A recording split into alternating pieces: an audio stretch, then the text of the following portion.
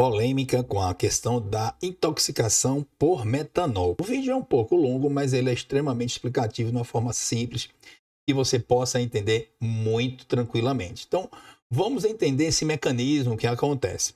Tanto o etanol quanto o metanol são moléculas de álcool muito parecidas e elas são, na verdade, metabolizadas no órgão fígado. Ele é o órgão que vai trabalhar em cima desse processo de metabolização desses dois compostos químicos.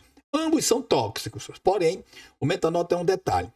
Em ambas moléculas, nós temos a ação de uma enzima chamada de álcool desidrogenase. Essa álcool desidrogenase vai, por exemplo, quebrar o metanol em formaldeído, também conhecido popularmente como um formol extremamente tóxico. Formol esse que vai ter um dano extremamente... Aquele mesmo formol, gente, que é utilizado lá, cabelo, tá certo? Em cadáveres, então, enfim, é esse formol que se forma aí pelo metabolismo. E no caso do etanol, forma-se o acetaldeído. O acetaldeído, que é uma molécula, obviamente, bem menos tóxica, uma molécula mais leve e mais fácil dela ser, obviamente, metabolizada no corpo. Então, vamos focar aqui. Existe uma outra enzima que vai, no segundo passo metabólico, converter o acetaldeído em ácido acético. Isso falando no metabolismo do etanol. E esse ácido acético vai ter suas ações metabólicas. Ponto.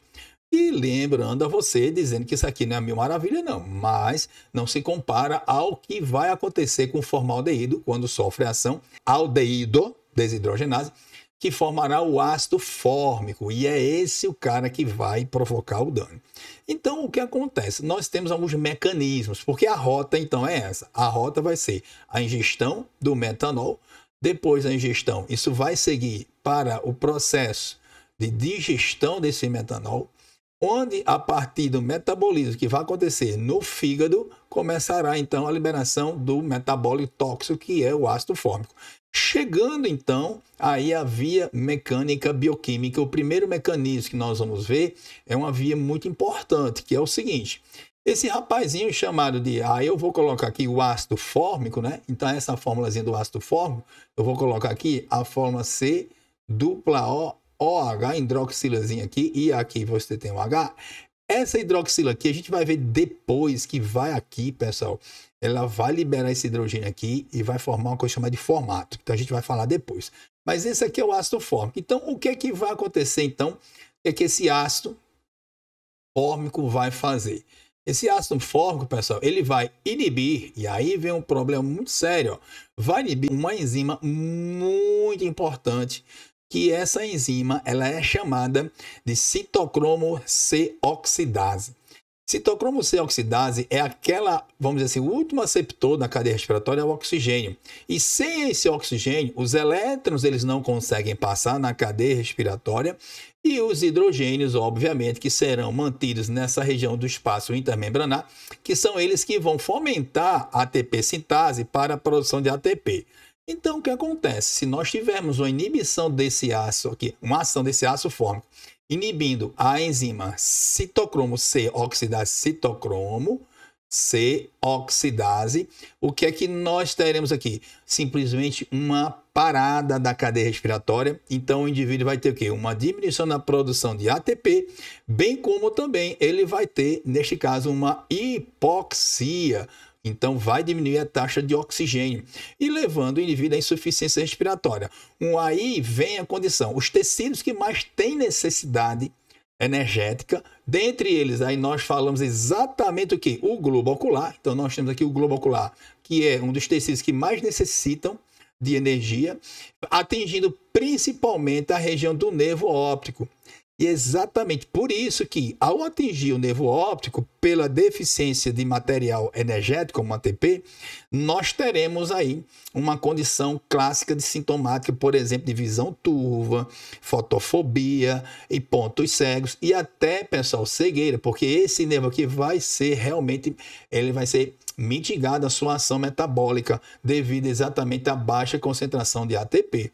Então, por isso que se fala em ação diretamente no globo ocular. Uma outra ação é que, com o aumento da ingesta de metanol, o que vai acontecer? Nós teremos um aumento da acidose, ou seja, acontecerá uma acidose sanguínea. Mas de onde vem essa acidose?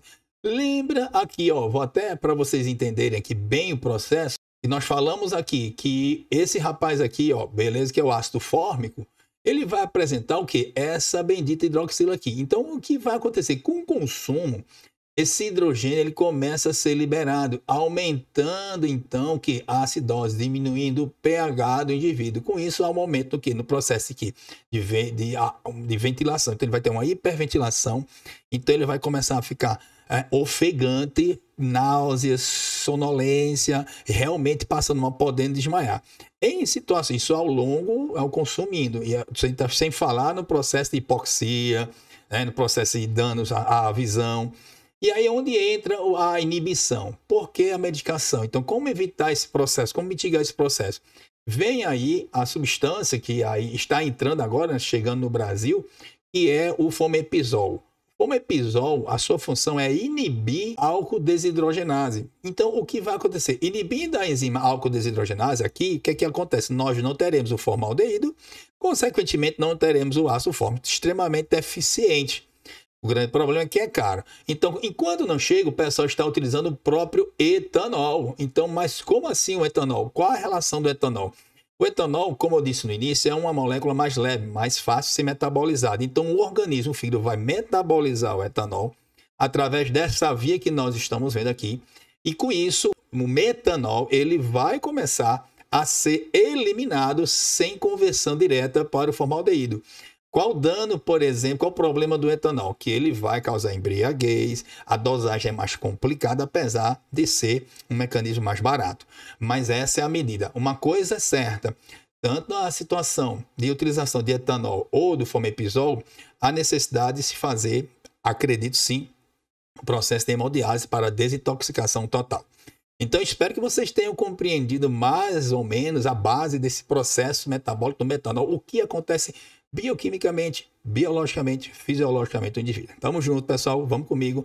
Compartilha esse vídeo aqui e ajuda aí para as pessoas entenderem de uma forma muito simples como é que funciona essa questão do metanol. Tamo junto. Tchau, tchau e até a próxima.